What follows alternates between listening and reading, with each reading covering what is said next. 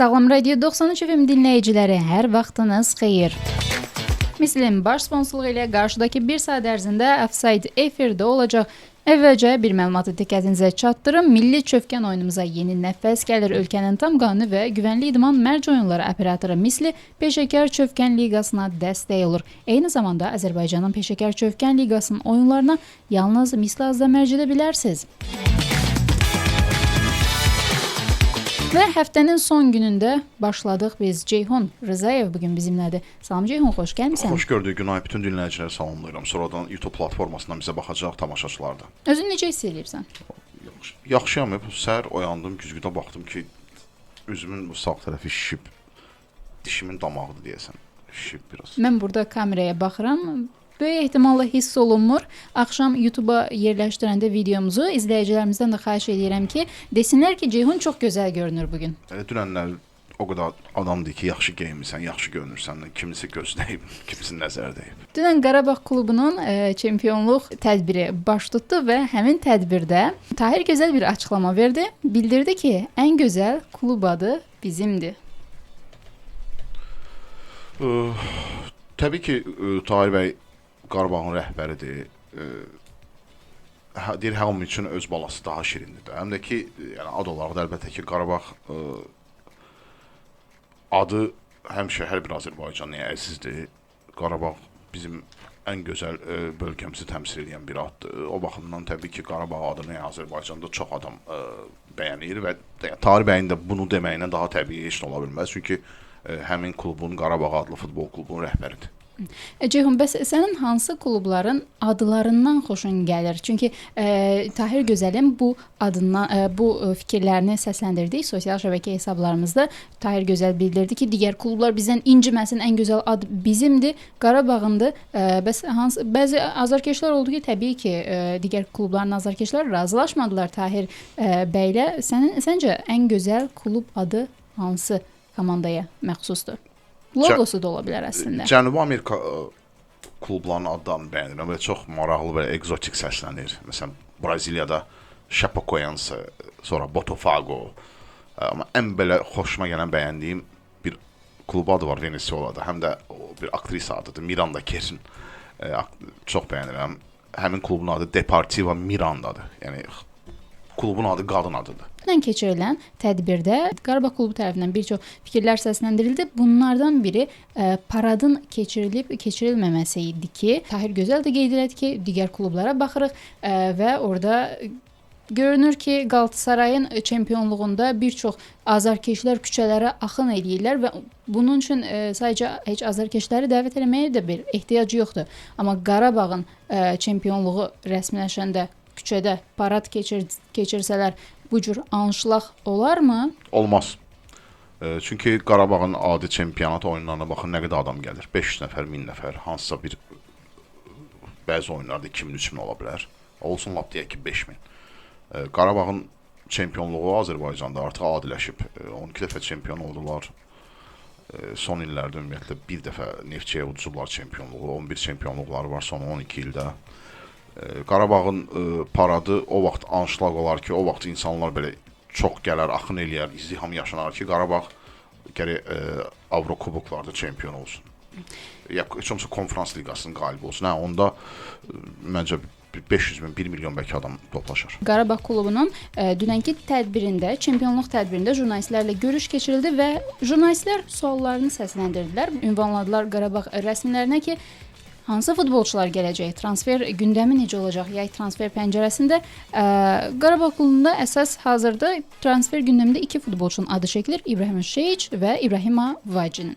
Bunlardan biri barədə Qurban Qurbanov açıqladı Vaci ilə bağlı. Deyir ki, Vaci gəlmir, gündəmimizdə yoxdur. Mən elə başa düşürəm ki, ola bilsin Vacinin zədəsi var, zədəyə meyillidir. Çünki son mövsümü də Saint-Etienne-də az oynayıb zədəyə görə. Yəqin araşdırıblar ki, zədəsi var. Bu baxımdan o transferdən vaz keçiblər. Yoxsa məncə yəni sağlam Vaci olsaydı Qarabağ onu götürərdi. Yəni Vaci yaxşı hücumçudur. Özün yaş da çox deyil, 30-31 yaşı var. İbrahim Şeyic barədə bir fikir səsləndirilmədi. Fabio Bonitişdən narazıdırlar. Yəni Qarabağ Fabio Bonitişdən müqaviləni pozmağa çalışır. Yəqin ki, kompensasiya verib göndərərlər. Ona görə Qarabağa mütləq bir qapıçı lazımdır. və deyilənə görə bu İbrahima Şehiç olacaq. Düzdür, yaşı çoxdur. 36 yaşı var, amma qapıçı üçün 36 yaş elə də çox deyil. Məsələ ondakı Şehiçin qolunda zədəsi var və o iyul ayında hazır olacaq. Yəni hardasa 2 ay sonra, ay yarım 2 ay sonra məşqlərə başlaya bilər. Amma məncə Şehiçlə anlaşsalar götürərlər Şehiçi. Çünki Şehiç Qarabağa yad sima deyil. Çempionlar Liqasında Qarabağın qapısını qorumuşdu. Səviyyəli qapıçıdır. Düzü son vaxtlar, son illər Avropadan ara düşmüşdü, Ərəbistanda keçirirdi. Amma məncə yaxşı Şehiç Qarabağa kömək eləyə bilər və deyilənə görə sabah Kubokun finalında stadionda Qarabağ sabah oyununu izləyəcək. Qarabağ klubu ilə yekunlaşdıraq və keçid eləyək Neftçi klubuna. Bugün Müşahidə Şurasının iclası keçirilib və iclasda bildirilib ki, Şura Samir Abbasova tam şəkildə inanır.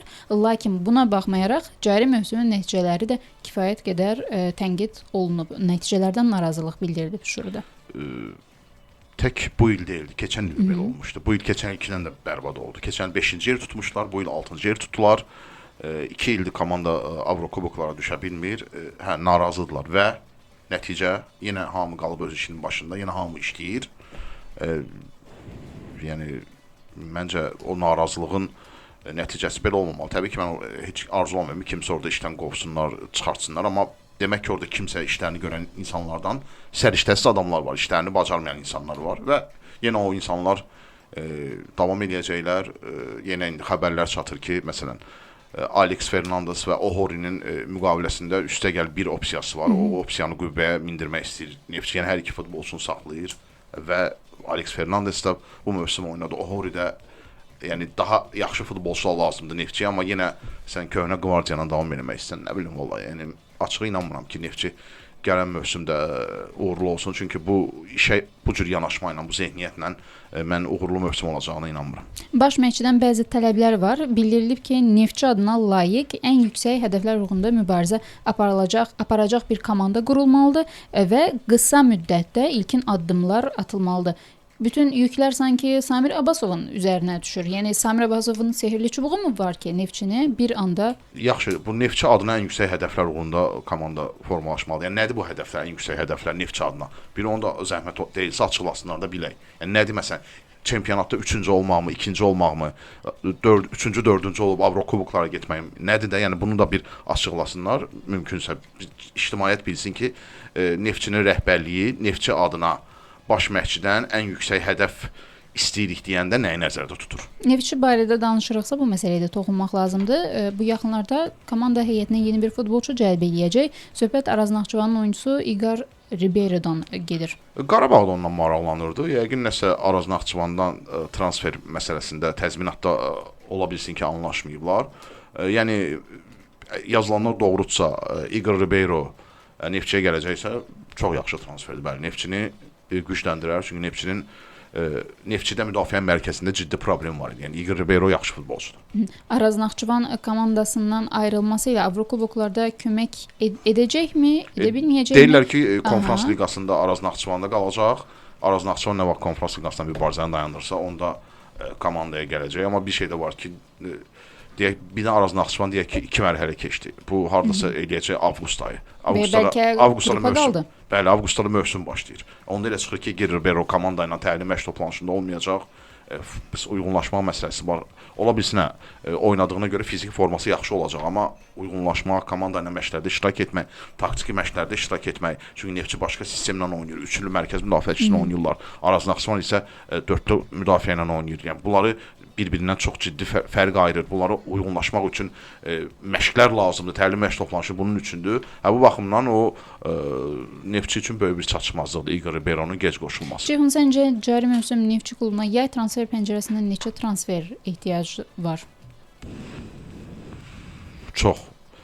Amma əsas yəni say deyil də, kəmiyyət deyil, əsas keyfiyyətdir. Neftçiyə yaxşı futbolçular lazımdır. Amma belə Alex Fernandes, Ohori kimi futbolçular yenə qalıb saxlayırlarsa, yəni bu səviyyədə futbolçularla davam edirlərsə, yəni yaxşı heç nə vəd etmir bu. Sağlam Radio 93 FM-də Offside dinləyirsiniz. Musiqi və reklam fasilemiz olacaq daha sonra. Buradayıq Offside-da, dalğan dəyişməyin.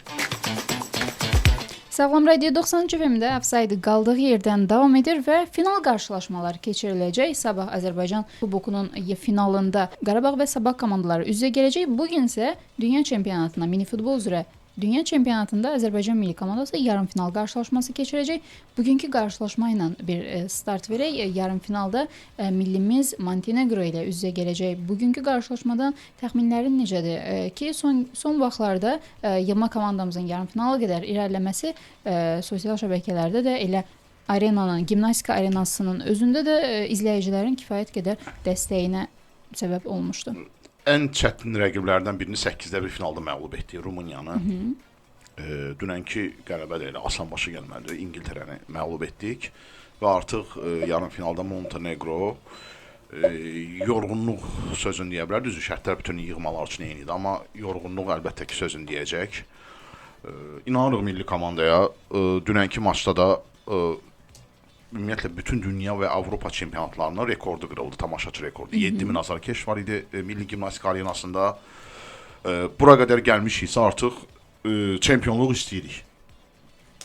Mini futbol yığmamızın üzvlərindən, baş məşqçi Elşad bəydən istəyimiz budur ki, xalqımızı sevindirsinlər, finala adlasınlar, Montenegronu keçsinlər və finalda da rəqibin kimliyindən asılı olmayaraq qızıl medal qazansınlar. Mən şəxsən çox inanıram, ümid edirəm və o çempionluğu görəcəyimə şübhəm yoxdur. Və sabah Azərbaycan Kubokunun final qarşılaşması keçiriləcək. Qarabağ və Sabah komandaları üz-üzə gələcək. Mehdi Hüseynzadə adına Sumqayıt şəhər stadionunda. Oyun saat 19:00-da start götürəcək. Bu qarşılaşmaya təxminlərin necədir? Kağız üzərində favorit Qarabağdır. Yəni Qarabağ aşkar favoritdir. Yəni Qarabağ çox ciddi oynasa, yəni boşalmasa futbolçuların, çünki legionerlər çoxdur Qarabağda, Sabahda da çoxdur. Yəni mövsümün son oyunudur. Əksər futbolçular adətən əcnəbi futbolçulara şamil olunur. Onların o çamadan əhval-ruhiyyəsində olurlar da. Yəni artıq oyun qutaran kimi bəlkə həmin gecə artıq böyük ehtimal biletləri var. Vətənlərinə uçacaqlar. Artıq onların əhval-ruhiyyəsindən çox şey asılı olacaq. Oyuna köklənmələrindən. Qarabağ əgər 100% futbolçular ciddi oyuna köklənə bilsələr, maçı ciddi alsalar, məncə Sabahın 5% şansı var. Yəni 95% Qarabağ qalib gələcək. Amma final oyunlarının xüsusiyyəti odur ki, bir oyundan ibarətdir. Bir oyunda hər şey ola bilər. Burada bəxt amili hardasa rol oynaya bilər. Ola bilərsən 5-ci dəqiqədə məsələn üçün Qarabağ 10 nəfərlə qaldı meydanda. Və ya qapısına bir penalti təyin olundu. Sabah önə keçdi. Sabah orada əhval-ruhiyyə, emosional yüksəliş yaşayacaq Sabahın futbolçuları. Hər şey ola bilər bu oyunda, amma belə normal şərtlər altında məncə Qarabağ kuboku götürəcək. Sabahın baş məşqçisi Vasili Berezutski hazırda, yəni açıqlamaları, ardıcı açıqlamalar gəlir Rusiya mətbuatına xüsusilə. Dünən Rusiya mətbuatının açıqlamasında bildirib ki, Rusiya klublarından təkliflər gəlməyib, amma gəlsə gələcəyi bilmək olmaz. Məncə Berezutski özü də anlayır ki, onun Sabahda qalmaq ehtimalı biraz azdır. Çünki onun işindən narazılıq var. O baxımdan indidən əl yeri qoyur ki, öz ölkəsinin mətbuatına açıqlama verir ki, yəni gələn təklifləri dəyərləndirə bilərəm. Mən də belə düşünürəm ki, ümumiyyətlə Berezutski yola salınmalı, Berezutski getməlidir, ümumiyyətlə Berezutski gəlməməlidir. Yəni daha təcrübəli bir məşqçi lazım idi Sabaha. Lakin Azərbaycandakı tənqidlərə, karyerasını davam etdirib-etdirməyəcəyi barədə ondan sual soruşulanda dünən mətbuat konfransında, Kubokdan öncə mətbuat konfransında bildirib ki, əgər söz-söhbətlərə fikir versəydim, o zaman elə gələn kimi yanvar ayında çamadanımı toplayıb gedərdim. Onun məncə ən böyük üstünlüyü odur ki, çox rahatdır belə. Məsələn, deyir ki, mən mətbuatı izləmirəm. Birincisi Azərbaycanı başa düşmür. Rus dilində də Azərbaycanda bir sayt var. Yəqin demək istəyir ki, mən o saytı da oxumuram. Özü bilər. Amma əslində məşqçinin mətbuatı izləməməsi onun üçün böyük bir üstünlükdür. Çünki o tənqidləri görmür. Çünki istənilən bir insan tənqid görəndə cüzi də olsa insana görə dəyişir. Təsir altına düşür. O tənqidin təsiri altında qalır və onun işinə, növbəti oyunlara köklənməsinə mane ola bilər. Bu baxımdan Berezutskinin o mətbuatı oxumaması onun üçün yaxşı aldı. Bugün qadın milli komandamızın da oyunu olacaq ki, UEFA Millətlər Liqasının C liqasında qarşılaşma keçiriləcək. Litva yığma komandasına qarşı bu qarşılaşma saat 19:00-da 18:00-da start götürəcək və Bayılda keçiriləcək. Adətən yığmamızın oyunları Mərdəkanda keçirilirsə, bu dəfə Bayıldadır və yığma komandamıza bir dəstək lazımdır ki, hazırda qrupda liderliyi bölüşdürdüyü Montenegronu ötməsi üçün gərək bugünkü qarşılaşmada həm qələbə qazansın və xüsusilə də böyük hesablı qələbə qazansın. Qızlarımıza uğurlar arzulayıram. Stadionun yerini dəyişdirilməsi çox yaxşı oldu. Yəni bayıla təyinat olması. Çünki Mərdəkan uzaqdır. Ora yəni azarkeşdə gəlib çıxa bilmirlər. Bayıl isə yaxşıdır. Şəhərə mərkəzə çox yaxın yerdədir. Lokasiya olaraq uyğun yerdir. Qızlarımıza uğurlar, inanırıq. Mən bilirsən də, yəni qadınlar futboluna baxmırdım. Bu media liqası keçiləndə orada qadın millimizin bir neçə üzvü də iştirak edirdi. Məsələn, Fidan Cəfərovanı orada gördüm. Yaxşı oynayırdı. Yəni oyundan sonra da hətta mən media liqada Fidan xanıma yaxınlaşıb təbrik elədim onu. Kişilərə qarşı oynayırdı. Dedim, yəni çox yaxşı mübarizə apardınız. Fidanın timsalında bütün xanımlara uğurlar arzulayıram. Sağlam Radio 93 FM-də Offside qaldığı yerdən davam edir və yay transfer pəncərəsi 19 iyun tarixində rəsmən Azərbaycanda açılacaq və bəzi klublar Avropada, eyni zamanda Azərbaycanda da artıq hazırlıqlarına başlayıblar. Gündəmin əsas xəbəri Trent Alexander-Arnold'un Real Madrid klubuna transfer olunmasıdır. Liverpoolda keçirdiyi o 20 ildən sonra. Aylar əvvəldən bəlli idi, artıq bilinirdi. Çünki FIFA'nın qaydalarında da var. Müqavilənin bitməsinə 6 ay qalmış futbolçu başqa klubdan danışa bilər. Mühiti dəyişmək istəyib, belə başa düşürəm. Həm də Real elə bir klubdur ki, ona yox demək olmur. Real Barcelona'da bu iki kluba dünyada yox deyən futbolçu tapılmaz, mümkün deyil. Liverpool klubunda isə azarkeşlər Trent Alexander-Arnold'u keçirdiyi 20 ilə baxmayaraq 6 yaşından bu klubun formasını geyinirdi. Xainlikdə günahlandırırlar. Yox, mən qəbul eləmirəm bunu. 20 il həyatı Liverpoolda keçib. Bəzən futbolçu doyur, bəzən futbolçu yerini dəyişmək istəyir, bəzən insan bezir. Mən məsələn bir yerdə məsələn üçün 2 saat oturacamsa, o 2 saatın 1 saatını bir yerdə otururam. Məsələn, çay içirəmsə. O 1 saatda gəlib başqa yerdə oturub çay və ya qəhvə içirəm. 2 saat eyni yerdə otura bilmirəm də mən. İnsan bəzən darıxır. Ola bilsin Arnold'da dəyişiklik istəyib həyatında. Yeni bir çempionat istəyib, yeni bir klub istəyib. Bir də yenə deyirəm ki, indi Liverpool azarkeşləri üçün Liverpool ən böyük klub ola bilər, amma yəni dünyada mənə görə iki böyük klub var da, Real'da, Barcelona'da. Yəni buna etiraf edək. Və Real'la Barcelona heç kimi yox deyə bilməz gələn təklifə. Bu baxımdan onu xainlikdə ittiham etmək heç də düz, ədalətli yanaşma deyil. Mövsümü gümüş medalla başa vurdu Real Madrid klubu. Uğursuz mövsümlərindən biri kimi hesab edilir və İtaliyada bir komanda var ki, onun da cari mövsümü uğursuz hesab edilir. Söhbət Milan klubundan gedir və Antonio Conte'nin Napoli'də qalmasından sonra, rəsmiləşəndən sonra Allegri'nin də Milana gəlməsi artıq rəsmiləşmiş oldu. Allegri xilas eləyə bilərmi Milan təmsilçisini? Massimiliano Allegri çox təcrübəli məşqçidir. Milanda da işləyib vaxtı ilə. Yəni İtaliyanın ən uğurlu məşqçilərindən biri hesab olunur müasir İtaliya futbolunun. Ümumiyyətlə Milanda son illərdə baxsaq, yəni uğursuzluq var. Heç cür Milan o şanlı şöhrətli o əvvəlki illərini qaytara bilmir. Avrokuboklarda, Çempionlar Liqası kubok qazanmış bir komandanın söhbəti gedir. Qaytara bilər, amma məncə mütləq heyətdə dəyişiklik olmalıdır, islahatlar olmalıdır. Milan heyəti, yəni keyfiyyət baxımından çox uduzur. Napoli'də uduzur, Inter'də uduzur. Bu baxımdan heyətdə köklü islahatlar eləməlidirlər və biz bilirik ki, Allegri həmişə çalışır, o daha çox təcrübəli futbolçularla işləməyə üstünlük verən məşqçidir. Yəqin ki, Allegri Milanın təklifini qəbul edibsə, rəhbərliyi ilə transfer siyasətinin strategiyasında danışıblar, razılaşdırıblar. Rəhbərlik büdcə ayırsa, bəli, Allegri yaxşı futbolçular, istədiyi futbolçuları komandaya toplaya bilirsə, Milan İtaliya çempionluğu uğrunda mübarizə apara bilər. Napoli demiş, keçmiş sabiq futbolçusu və Gürcü balası Xviça Kvaratskhelia 31 may tarixində Çempionlar Liqası finalına çıxacaq. Inter PSG üz-üzə gələcək bu qarşılaşmada. Elə 31 mayda Çempionlar Liqası qarşılaşması barədə danışaq. Daha sonra Xviça ilə bağlı maraqlı bir reportaj hazırlanıb. Bu barədə müzakirəmizə davam edəcək. Çempionlar Liqası finalında yenə deyirəm, həqiqətən hər iki komanda yaxşı mövsüm keçirir. Amma mən düşünürəm ki, Paris Saint-Germain favoritdir bu maçda. Paris Saint-Germain əla komanda. Luis Enrique formalaşdırıb. Bu mövsüm çox yaxşıdırlar. Balanslı komandadır. Inter yəqin ki, Barcelona'ya qarşı yarım finalda oynayacağı tərzdə yenə PSG-yə qarşı oynayacaq. Qapanacaqlar, bağlanacaqlar. 3 mərkəz müdafiəçisi ilə oynayır Inter. Amma cinahlardan o cinah lateralları çox sürətlidir. Həm soldakı, həm sağdakı həqiqətən bir yaxşı komandadır. Yarım müdafiə mərkəzində üçlü çox təcrübəli futbolçulardır. Hakan, Mixtaryan, Baryala öndə də hücumçuları effektivdir. Amma mən düşünürəm ki, PSG bu oyunda qalib gələcək. Çünki Luis Enrique həqiqətən də yaxşı bir komanda formalaşdırıb və bəyənirəm mən Luis Enrique məşqçiliyini.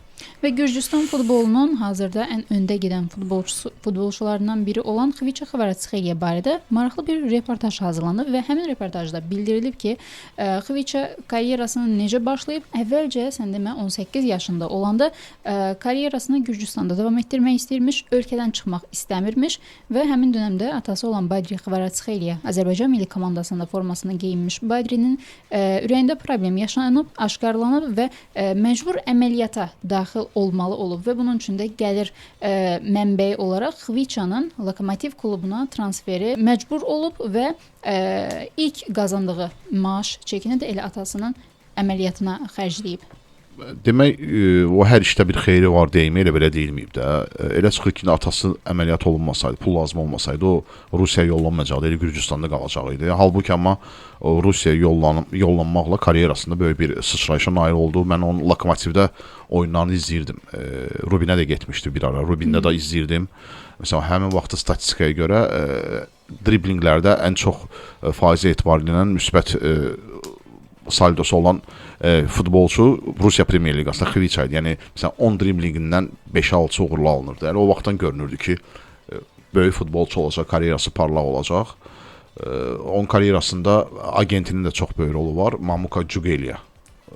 Rusiyada illərdir Rusiya Premyer Liqasında oynayan gürcülərin əksəriyyətinin agenti, Xviçanın agentidir Mamuka Djugelia. Həm də atası Badri Kvaratskhelia da dostudur. Mamuka Djugelia o vaxtı Bakıya da gəlmişdi. Mən onunla görüşmüşəm.